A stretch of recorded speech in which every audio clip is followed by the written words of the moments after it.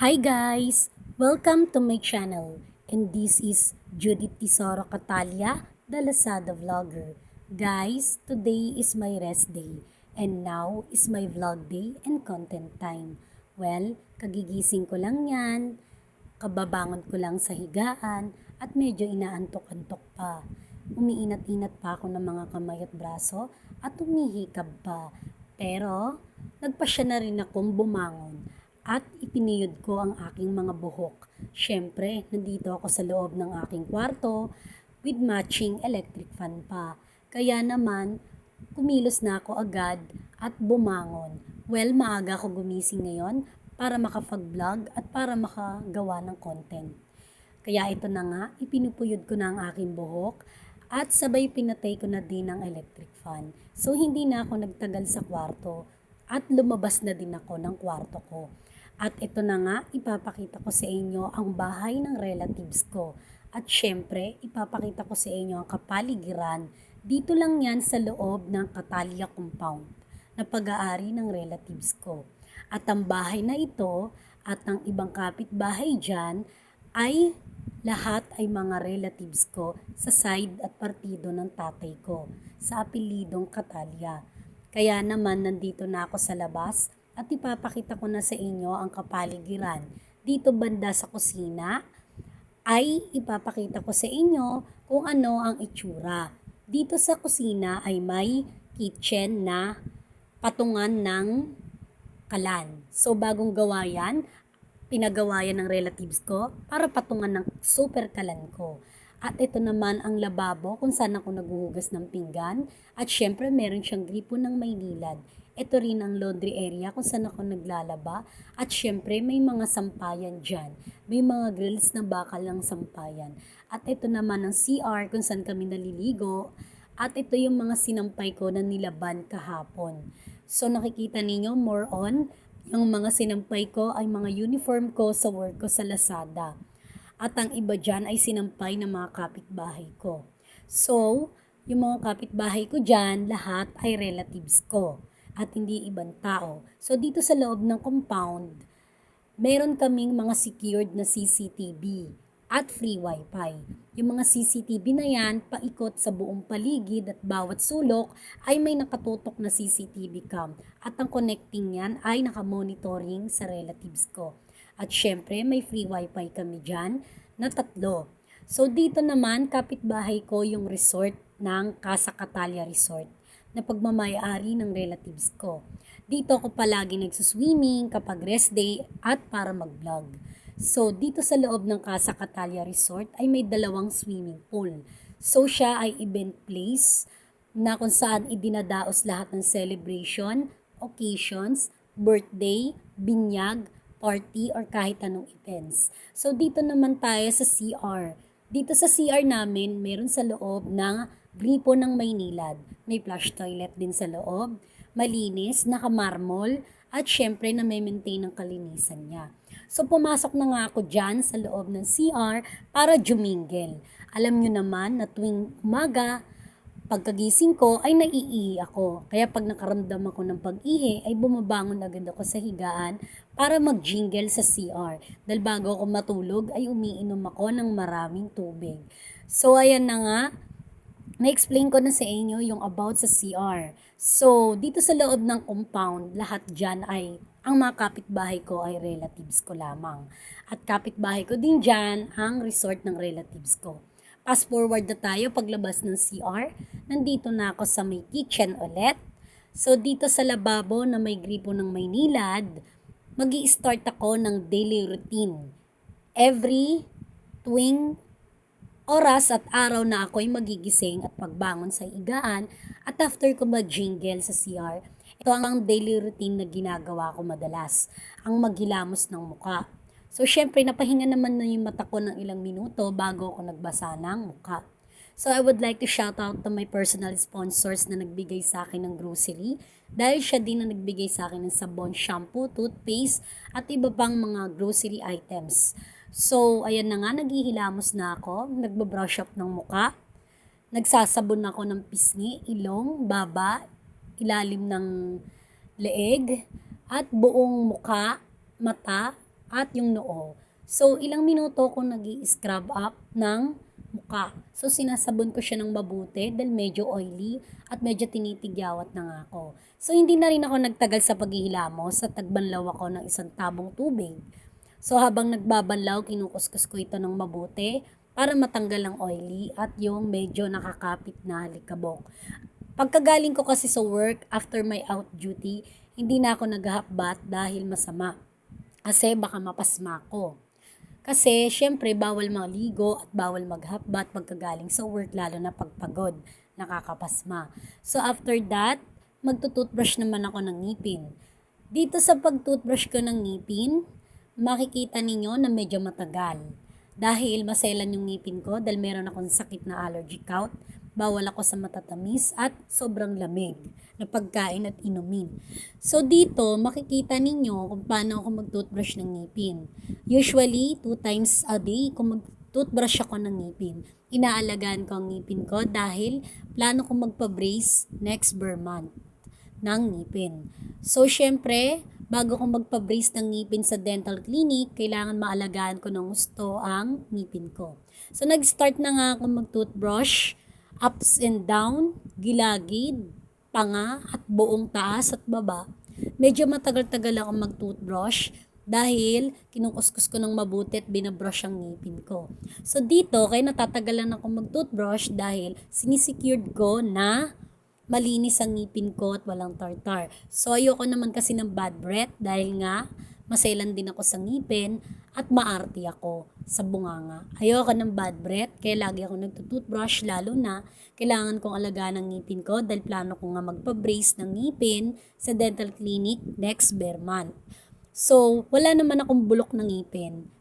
Wala naman akong singaw sa gilagid. Pero may sungki-sungki ang ngipin ko, kaya need ko siyang ipa-brace para pumantay at gumanda. So nakikita ninyo kung paano ako mag-toothbrush. Medyo matagal, may katagalan ng konti. So, hindi naman sobrang tagal as in, pero nagtagal ako ng 20 minutes sa pag-toothbrush. Kung maghilamos ako ng mukha ay 10 minutes lang. Dahil ayoko nabababad ang mata ko sa sobrang basa sa tubig dahil humahapdi agad ang mata ko. Pero sa pagtutoothbrush ay nagtatagal ako ng 20 minutes. Sinisecured ko kasi na maging malinis at mabango ang hininga ko at bibig. So after that na nga, nagmumug na ako. At syempre, nagmumug ako ng ilang beses. Medyo matagal-tagal. At sinisecured ko din na natanggal ang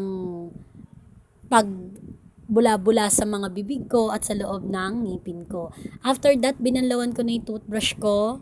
So, ayan na nga. Ang makikita nyo, fast forward na ulit. Nandito na ako ulit sa loob ng kwarto ko. So, dito, ipapakita ko sa inyo yung wallet ko ng color black na may laman na pera. Hindi ko na ipapakita. Pero ipapakita ko sa inyo yung tote bag na ginagamit ko kapag namimili ako sa labas. Lalo na kapag may kailangan akong bilhin. Like ulam or what na naubusan ng grocery stocks, di ba? Fast forward na nga tayo. Nandito na tayo sa labas. So, dito sa way na to, madadaanan ko lahat ng mga kapitbahay ko na relatives. So, dito sa loob ng compound, kagaya ng sinabi ko, na pag-aari ng relatives ko, kalat dito ang CCTV. At bawat sulok ng paligid ay may nakatutok na CCTV cam.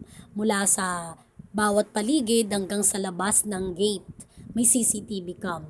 Kung makikita ninyo, ayan, makikita ninyo maraming CCTV cam. Lahat yan nakakonect sa monitoring ng relatives ko. At yan ang parking area nila sa labas. So, ayan na nga, nandito na ako sa gate at lalabas na ako para bumili ng mga kailangan kong bilhin dahil ako ay magluluto ng recipe na favorite ko. So, fast forward na nga tayo. After that, nandito na ako sa labas, naglalakad sa kalye. May makikita kayong mga tanim na damo, halaman, puno, at syempre may mga kapitbahay din naman dyan na ibang tao. Pero medyo malayo-layo ng konti. May mga tindahan din, at syempre, dito sa kalsada na to, tuwing month of ng July, August, September, kapag panahon ng bumabagyo, ay hindi maiiwasan na bumabaha dito. Dito kasi, sa kalye na to, papunta sa compound ng relatives ko, talagang binabaha siya ng hanggang tuhod. Normal na yon. kapag may bagyo lang at malakas ang ulan. Pero humuhupa rin naman siya ng kusa kapag wala ng bagyo at tumigil ng malakas na ulan. Pero nagpagawa ng tulay na sementado ang mga relatives ko para may dadaanan lahat ng taong pupunta sa event ng resort or may dadaanan kami papasok ng compound. So dito na nga makikita ninyo sa kalye na to, dire-diretso ako naglalakad. May mga kapitbahay naman at may mga tindahan. In front side makikita ninyo yung simbahan na chapel ng Cuyab. So, dyan, madalas may misa. Every Saturday may mass. So, Tuesday, Friday, and Sunday is prayer meeting. So, madalas din ako dyan napupunta, nagdadasal. At, syempre, humihipo sa mga santo. Pero hindi na ako nakaka-attend ng mass dahil sobrang busy ko sa work. So, next time na lang kapag free na ako ulit, maluwag ang schedule ko. So, ayan na nga yung simbahan ng Cuyab na chapel ng Barangay Cuyab. So, makikita ninyo dito sa kalsada ng Barangay Cuyab, sa chapel ng Barangay Cuyab, may katabi siya na Dali Grocery Store. Diyan may murang bilihin at may bagsak presyo ng mga items. Fast forward, dito na tayo sa kabilang side ng kalsada. So, madadaanan natin yung Alpha Mart Grocery Store. Kung makikita ninyo, diyan din may murang bilihin at may bagsak presyo din. So makikita ninyo sa kalsada, maraming tao, maraming tricycle na dumadaan, maraming motorsiklo na dumadaan. So babaybayin muna natin yan, papunta sa isang destinasyon na bakery shop. So yung bakery shop na yon, yun yung favorite ko kung saan ako bumibili ng tinapay. So madalas ako or lagi dyan bumibili ng tinapay dahil bagong luto, sariwa ang pagkakagawa, mainit, hindi tinipid sa ricado at higit sa lahat masarap ang mga flavor. Samot-saring klase ng tinapay ang meron dyan. So I would like to shout out sa may-ari ng bakery shop kahit hindi ko siya kilala dahil favorite ko siyang bakery shop at lagi rin ako dyan at madalas bumibili ng masarap na tinapay. So dito sa kalsada na to habang binabaybay ko makikita ninyo is walking distance lang yan sa compound ng relatives ko. So ilang segundo lang nandito na tayo sa bakery shop. Makikita nyo na. Ito na yung maliit na mini mini bakery shop. At dito makikita ninyo at ipapakita ko sa inyo yung samot-saring paninda nila na tinapay. So dito makikita nyo iba't ibang flavor. Sobrang matatamis. Pero okay lang. So, alam ng lahat na may sakit akong allergic gout. Bawal ako sa sobrang tamis. Bawal ako sa sobrang lamig. Kasi may history kami sa partido ng tatay ko ng diabetics. So, bawal ako sa sobrang tamis at sobrang lamig na pagkain at inumin.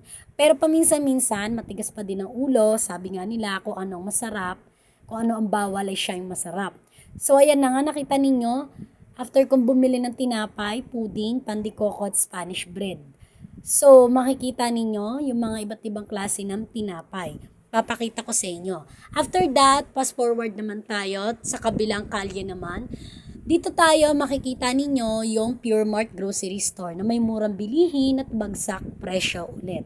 So dito sa kalsada na to, babaybayin ko ulit siya. Yan ang daan papuntang Talipapa Market.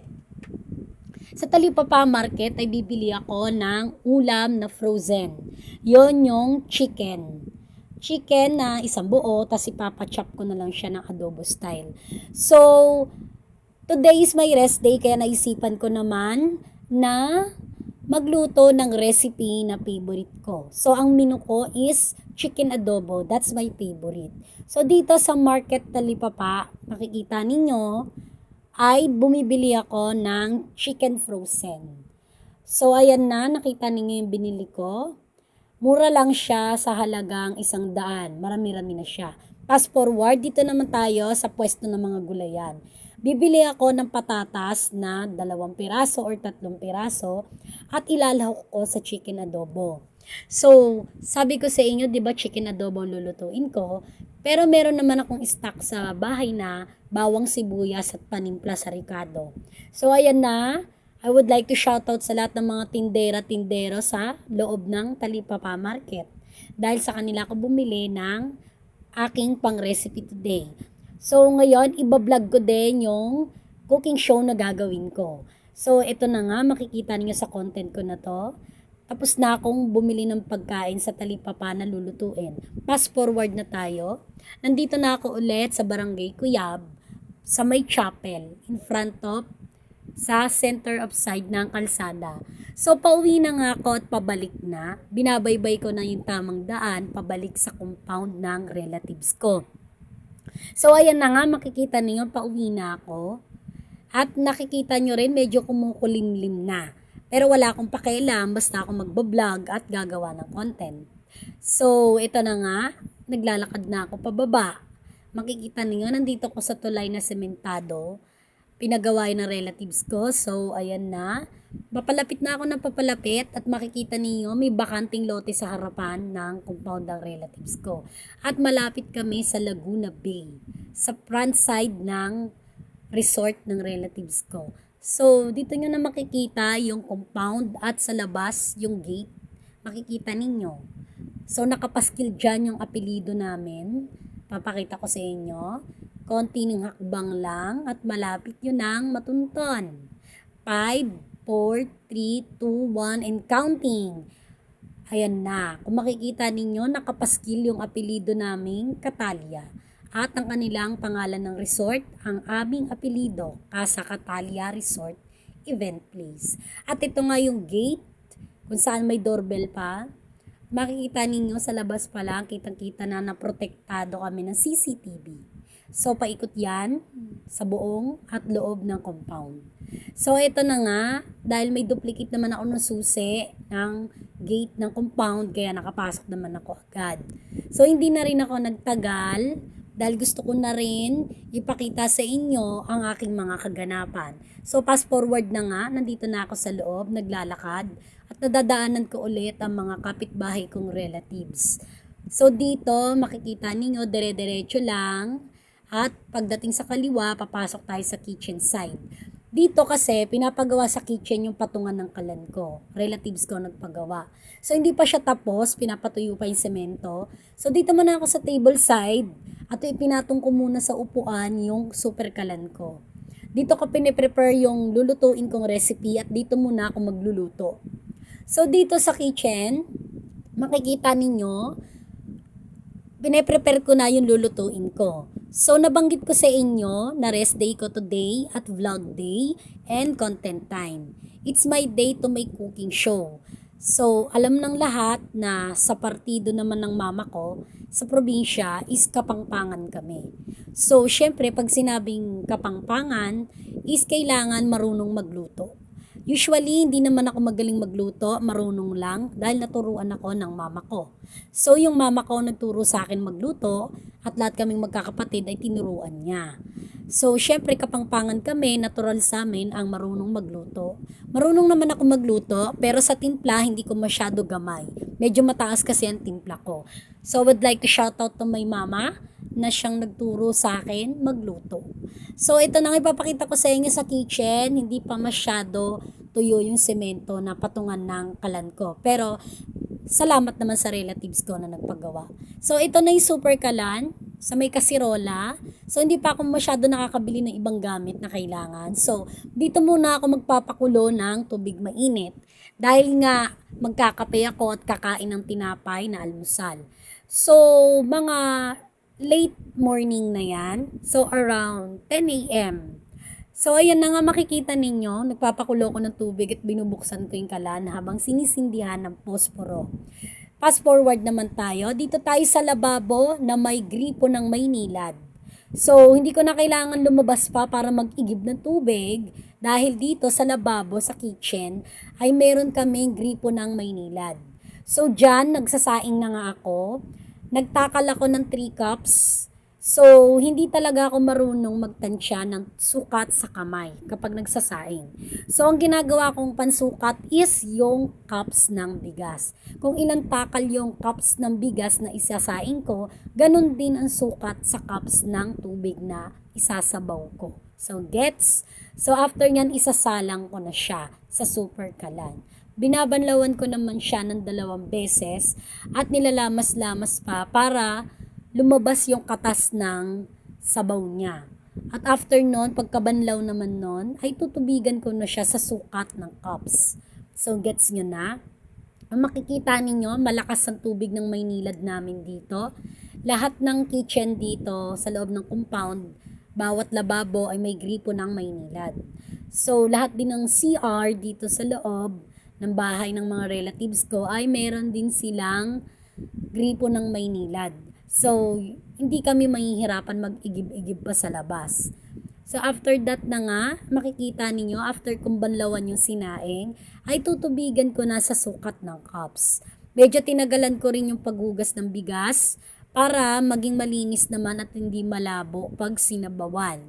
So, yan na nga, makikita ninyo kung paano ako magsabaw ng sinaing. So, maliit lang yung cups na ginagamit ko dyan, pantakal ng bigas. So, usually, kapag nagsasaing ako, is nakasukat siya sa cups. So, kung ilang baso ng cups yung sukat ng sinaing, is ganun din ang sukat ng tubig per cups, di ba?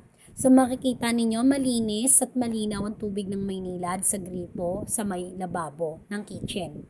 So, ayan na nga, after that, tinakpan ko na si kaldero at isasalang ko na sa super kalan. So, after that, fast forward naman tayo. Dito tayo ulit sa bandang sides ng table kung saan nakapatong sa upuan ng aking super kalan at sinalang ko na si sinahing. After that, magtitimpla na ako ng favorite kong kape, ang purong black barakong kape. So, makikita ninyo, 2 stick ng Nescafe Pure Black Coffee at konting sugar lamang. Bawal kasi ako sa sobrang tamis. So, alam ng lahat na favorite ko ang black coffee. Siyang kaping barako na mainit na iniinom ko every time na magigising ako at sasabayan ko ng kain ng tinapay habang humihigop ng mainit na kape. So, ayan ang isa rin sa mga daily routine ko. Kung makikita ninyo, mahilig talaga akong magkape at favorite ko ang kaping barako. So, makikita nyo din dyan kung paano ako nagtitimpla ng kape at kung paano ko siya minimix habang nilalagyan ng tubig mainit. So, after that naman, ipapakita ko sa inyo kung paano ako humigop ng kape. So, ayan, it's my favorite. Well, daddy ko kasi nagturo sa akin uminom ng kape. Kaya, naging hilig ko na ang pag-inom ng kape. So, fast forward naman tayo. Naka-prepare na lahat ng lulutuin ko for chicken adobo recipe. Ayan na yung potatoes, bawang, sibuyas, yung frozen chicken na hinugasan ko na din. Naka-ready na yung mga panimpla, toyo, suka, paminta, magic sarap, bechin, asin, nor cubes, at mantika. Syempre nakalagay sa isang lagayan. So, ipapakita ko sa inyo kung paano ako mag-cooking show. Katulad ng sinabi ko, hindi naman ako magaling magluto, pero marunong akong magluto. At tinatansya ko lang ang lasa. So, after that, nakasalang na si kawali. Pinapainit ko na habang nilalagyan ng mantika. So, nilalagyan ko ng mantika, pinapainit ko ng konti. After that, igigisa ko na si patatas. Uunahin ko muna yung potatoes para maprito ito ng gusto. Matagal siyang prituhin, medyo tinusta ko pa siya. So, makikita ninyo habang piniprito ko yan, medyo natatagalan pa. Dahil gusto ko lutong-luto para itatoppings ko na lang siya pagka luto na ang chicken adobo ko. So, kung makikita ninyo, habang nagluluto ako, ay nakikipagkwentuhan ako sa mga trabahador ng resorts ng relatives ko. So, ayan na nga, kung makikita ninyo, busy-busy ang Lady Gaga nyo magluto. So, cooking show muna tayo. That's a part of my vlog and content. So, ayan na nga, kung makikita ninyo, sino nagsabi sa inyong hindi ako marunong magluto? Excuse me, marunong ako magluto. Lalo na nagbabaon ako ng foods sa work ko. Madalas, kaya marunong ako magluto. Of course, hilig ko din yan. Pero paminsan-minsan, pag pagod galing work, lalo na kapag late na nagising sa hapon, bago pumasok sa work, hindi na ako madalas nakakapagluto dahil busy na at gahol na sa oras. So, pag mahaba-haba naman yung time ko at malawak yung oras ko, baga nagising, nakakapagluto naman din ako ng baon. So, ayan na nga, after ko lutuin yung si patatas, igigisa ko na si bawang sibuyas. Tutustahin ko ng maigi. Tapos, ilalagay ko si chicken frozen. After that, igigisa-gisa ko rin siya sa may timpla na toyo, suka, paminta, asin, at syempre, lalagyan din natin ng sabaw. Pero syempre, ipapakita ko sa inyo kung paano muna ako maggisa ng bawang sibuyas. Medyo matagal-tagal din to dahil tinutosta ko pa. Syempre, mas magandang lutong-luto. So, kung makikita nyo itsura ko, simple lang. Walang lipstick, walang beauty product sa muka, wala pang ligo-ligo. Pero may hilamos naman na toothbrush. So outfit ko lang dyan is nakapambahay lang, shorts and sando. So, kapag nasa bahay lang naman ako, rest day, simple lang naman ako mag-ayos. Pero pag lumalabas, at lalo na ba may important na appointment, is nag-aayos ako. Kahit na pumapasok sa work, nag-aayos pa rin ako. So, ayan na nga makikita ninyo, nilagay ko na si chicken frozen, ginigisa-gisa ko na, at lalagyan ko siya ng timpla. So, nakikita ninyo habang kinukwentuhan ko kayo, nakikita ninyo kung paano ako magluto ng chicken adobo. So, ipapakita ko sa inyo yung mga timpla na ilalagay ko. Kung makikita ninyo, habang ginigisa-gisa ko siya, sinasangkot siya, bechin, asin, magic sarap, paminta, tapos nilagyan ko din yan ng, syempre, ng nor cubes, toyo, suka, diba? Kung makikita ninyo. So, medyo matagal-tagal akong maggisa dyan. Ginigisa-gisa ko pa siya ng kaunti bago ko siya takpan. So, nakikita nyo na yung mga timpla na nilagay ko. Siyempre, gigisa-gisa ko muna siya. Bago ko siya, lagyan ng toyo, suka, then tubig na pansabaw. So, matagal-tagal ko rin siyang ginigisa. Kung makikita ninyo, ayan, papakita ko sa inyo. 'Di ba? Yung chicken adobo na niluluto ko. So, nakita nyo na dito sa cooking show ko na marunong akong magluto at per tansya-tansya lang ang lasa. So, ayan na nga. After that, nilagay ko na si sabaw, toyo, suka, at tatakpan ko na siya ng ilang minuto dahil pakukuluin ko yung sabaw niya ng ilang minuto. Pero bago yan, itatoppings ko muna yung patatas para sumabay din sa paggulo ng sabaw habang pinapakuluan ko yung chicken adobo. So, ayan na nga, tinakpan ko na si chicken adobo. Kung makikita ninyo. So, pagtakip ko sa chicken adobo, few minutes lang. After that, charan! Fast forward, ito na ang itsura at ito na ang eksena after ko magluto ng chicken adobo. Medyo pinakulo ko si sabaw kaya konti na lang, pero ayan na ang itsura niya. O, diba? Chicken adobo nga talaga. Diba? Nakita nyo na kung paano ako mag-cooking show. At nakita nyo na at napanood na marunong ako magluto. So, fast forward na nga tayo. Dito na tayo sa CR. Nakasuot ako ng bathrobe at may towel na dala. Tangay-tangay ko din ng sabon, shampoo, toothpaste na gagamitin ko. So, maliligo na ako sa loob ng CR kung saan may gripo ng Maynilad. Fast forward again, after kong maligo, nakasuot na ulit ako ng bathrobe, nakatawel ang ulo. So, ayan na nga, konting posing peg pa sa harap ng camera. So, makikita ninyo, at pabalik na ako dito sa kitchen. Fast forward tayo ulit. Papakita ko sa inyo yung beauty products na ginagamit ko. Ito ang lotion, body lotion skin na ginagamit ko. Pampaputi at pampaglow ng kutis at balat. So ito naman yung facial cleanser na ginagamit ko, Silka Papaya, na pampaganda at pampakinis ng muka at pampaglowing ng kutis. So ito naman ang Ball Clouds na cottony na ginagamit ko sa mukha. Fast forward na tayo. After ko maglagay ng beauty products, so dito na tayo sa table, sa kitchen. So, nakaprepare na yung dinner ko. Kakain muna ako. Yung rice, chicken adobo.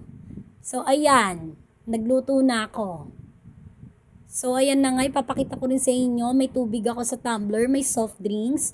Naka-ready na yung plato ko. Kubiertos. So, makikita ninyo at mapapanood kung paano ko kumain ng dinner. So, maraming nakakapansin na malakas akong kumain ng rice at ulam. Ay siya, dahil nagtitake ako ng vitamins. Pero ipapakita ko din naman sa inyo yan kung anong klaseng vitamins ang tinitake ko, kung bakit ako malakas kumain. How I wish na sana tumaba-taba na nga ako. Fast forward na tayo. Andito na ako sa kitchen, sa table set. sumasandok ako ng kanin at nagsasandok ng ulam habang nahigop ng soft drinks. So, ipapakita ko sa inyo kung paano ako kumain. 'Di ba? So, ayan na nga. After that, sumasandok ako. Makikita ninyo. Nakasuot pa rin ako ng bathrobe. Nakabalot ng towel ang buhok ko. So, hindi pa ako nagbibihis at hindi pa ako nagsusuklay. Gusto ko muna, after maglagay ng beauty products, is kakain muna ako ng dinner. So, ayan na nga, kung makikita ninyo, nagsandok na ako ng ulam. At syempre, kung makikita ninyo, kakain na ako. So, syempre, bago ako kumain, is hihigop muna ako ng soft drinks. Mahilig talaga ako sa chicken adobo dahil yan ang favorite ko. Gusto ko sa chicken adobo konti lang ang sabaw at malinam naman lasa. Perfect naman yung niluto ko. Syempre, kapangpangan ako kaya marunong magluto. So, ito na. After that, umigop na ako ng soft drinks. So, umigop na ako ng soft drinks. Pagkahigop ng soft drinks, fast forward again. Nandito na ako nakaupo sa lamesa at kumakain na. So, kung makikita ninyo, ang original na Judith May Tesoro Catalia, the famous Lazada vlogger, is walang kaarte-arte sa sarili. Walang kaselan-selan sa sarili. Pero, syempre, kahit ganon, sabihin na nating malakas ako kumain, mapili pa din ako pagdating sa pagkain. Yung tipong gusto ko lang kainin ay siya lang ang lulutuin ko. So, nakita ninyo kung paano ko kumain, walang kaarte-arte at simple. Fast forward na tayo. Dito ulit sa kitchen, nandito na ako sa lababo, kung saan may gripo ng Maynilad. Papakita ko sa inyo kung paano ako maghugas ng kinainan. Sinasabon ko si kubyertos, lahat ng mga pinggan at mga ginamit ko sa pagluluto. So makikita nyo, sinasabon ko ng mabuti yung mga kinainan ko ng ilang beses at binabanlawan ko ito ng ilang beses. So ayan na nga, nakikita ninyo, naghuhugas ako ng kinainan na ginamit ko sa pagkain ng dinner. So makikita ninyo dito sa lababo sa kitchen, may gripo ng Maynilad. Kaya masarap magbanlaw. Malinis yung tubig, hindi malabo. At malakas pa yung daloy ng tubig. So, ayan, after ko nang maghugas at magbanlaw ng mga kinainan ko, papakita ko din sa inyo kung paano ako maghugas ng pinaglutuan na ginamit ko. So, papakita ko sa inyo yan lahat. Pero medyo matagal-tagal akong magbanlaw ng kubyertos at ng mga pinggan. Ang sarap maghugas sa lababo. 'Di ba? Syempre may gripo ng Maynilad. So, ayan, nakikita ninyo kung paano ako maghugas. Kita-kita sa camera. Medyo matagal-tagal dahil maarte din ako sa pinagkainan. Sinasabunan ko ng mabuti at binabanlawan ng matagal. So after that, papakita ko naman sa inyo kung paano ako maghugas ng pinaglutuan. So ayan, papakita ko kung paano ako maghugas ng pinaglutuan. Babanlawan ko muna at kukuskusin ng steel wool para matanggal yung mga lanit-lanit. Pagkatapos yan, tsaka ko siya sasabunan ng maraming beses, 2 or 3 beses hanggang sa matanggal yung sebo. At saka ko babanlawan ng matagal na paulit-ulit. O di ba? Napagkaselan ko sa gamit. Kahit luma na yung gamit. So, talaga sinasabon ko pa siya ng mabuti at binabanlawan ng matagal para mas-sure ko talaga na malinis na siya. So, after ko maghugas at magligpit ng kinainan sa kitchen, dito sa lababo, so, papakita ko na sa inyo yung mga next na gagawin ko. So, syempre, hindi pa rin ako nagbibihis. Mamaya na, after kong gawin yung mga ibang dapat kong gawin.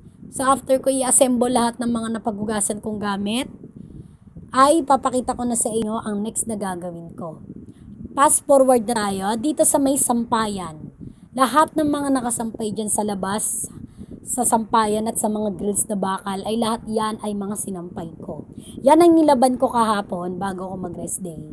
So, lahat yan ay uniform ko sa work. At ang iba dyan ay pambahay ko.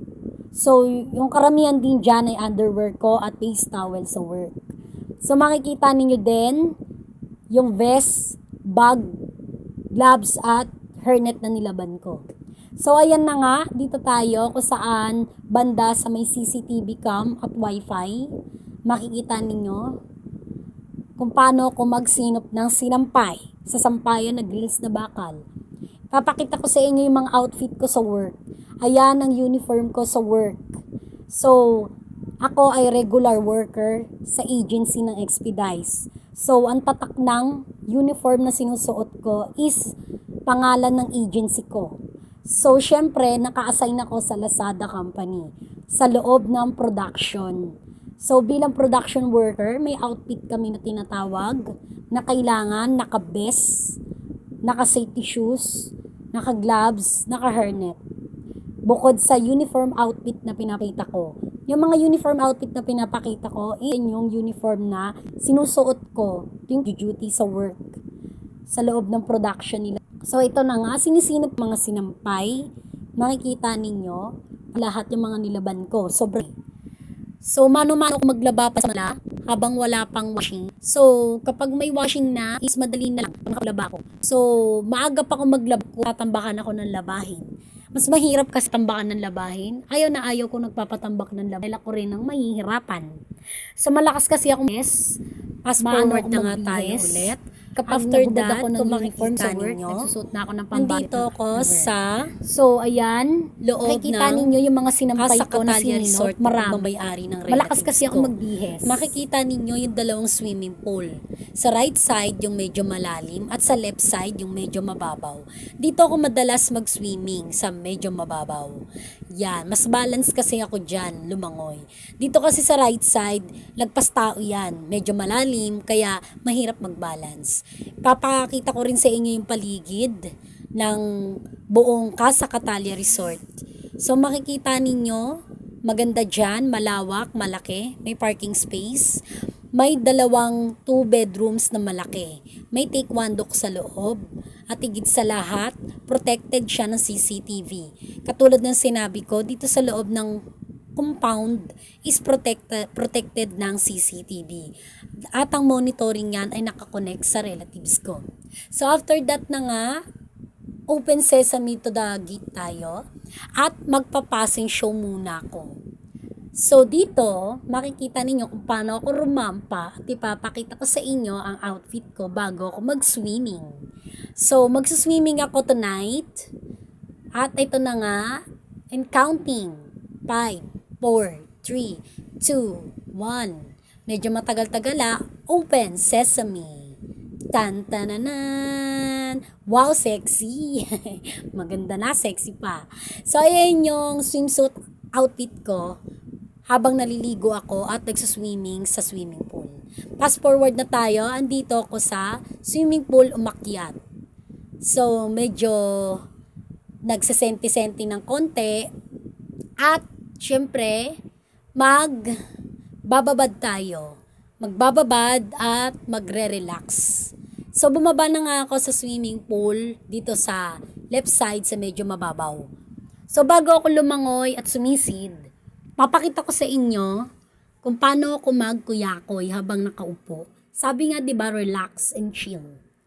So ganito ako pag rest day ko.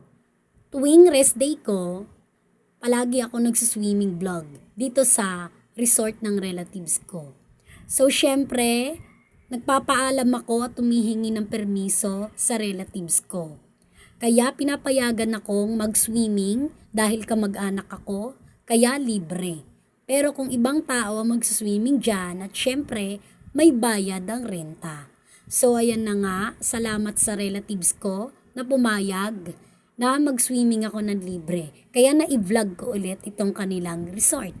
So, syempre, kasali to at part ng vlog ko dahil dito sa aking vlog day at content time, isisingit ko na rin habang ako'y nagre-relax and nag-chill, nagkukuyakoy ng mga binti ko. Isisingit ko na rin na ang vlog day ko ngayon is bahay serye. So, yan ang aking new content, bahay serye.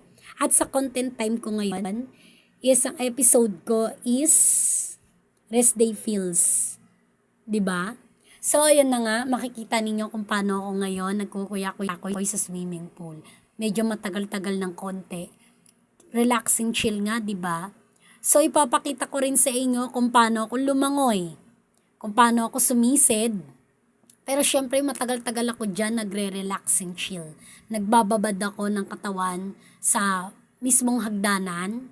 Kung makikita ninyo, ganyan ako bago tuluyang sumisid at lumangoy. Sa mga hindi nakakaalam, mahilig talaga ako mag-swimming, bata pa lang ako. So ito na nga, after kong mag-relaxing chill, nagkuyakoy, nagpapadyak, nagbabad sa mababaw, ito na, sinisimulan ko nang mag-floating ng paatras. Paatras ng paatras at pagdating sa dulo ng swimming pool, ay lalangoy ako pabalik sa may hagdanan ng swimming pool. So makikita ninyo kung paano ako sumisid. Papakita ko sa inyo, humuhugot pa ako dyan ng buwelo. So ito na nga, kung makikita ninyo, pagsisid ko, ayan, lumalangoy ako ng walang humpay. Again, suulitin ko, magpo-floating ako ng pabalik, paatras ng paatras. Then, after ko mag-floating ng pabalik, paatras, pagdating naman dun sa dulo, ay bubuelo ako at lalangoy ako ulit ng pabalik habang sumisisid ako pabalik sa hagdanan. So, ayan, manood kayo kung paano ako mag-swimming. 'Di ba mahilig ako mag-swimming?